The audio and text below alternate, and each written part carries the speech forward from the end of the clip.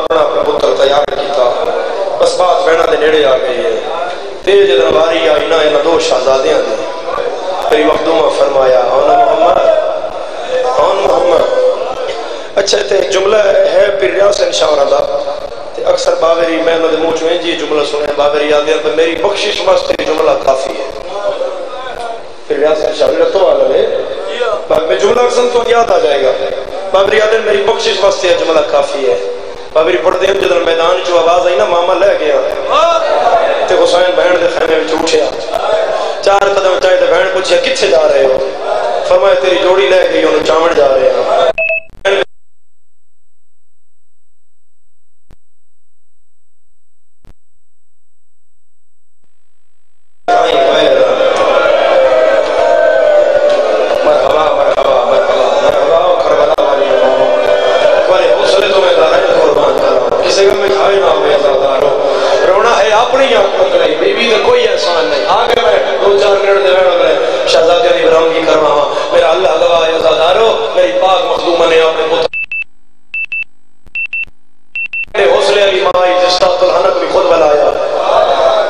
This video is uploaded by Hussain Records.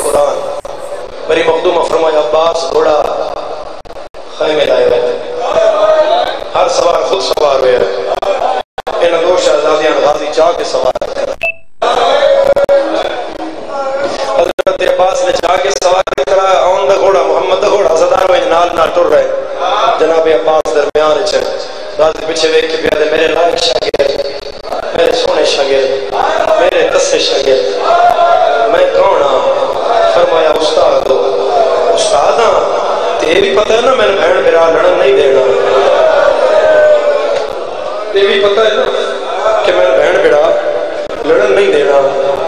جی ماما بالکل پتہ ہے.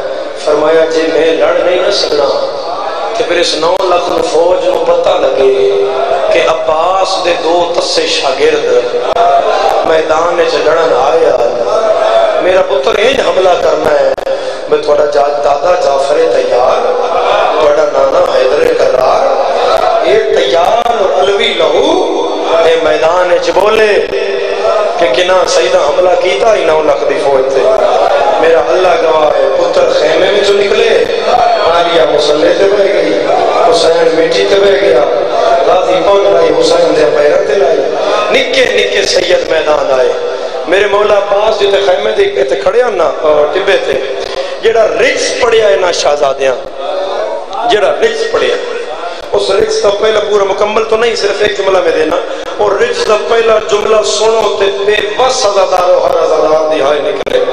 اس رکس کیفیت ہی ایسی ہے. تم انشاءاللہ دے میدان آئے تھے، عباس آگیا ذرا زین پہ کھلو کے میرے پتر کھلو کے رکس پڑھو، پتہ لگے کہ اس استاد دے شاگرد ہو.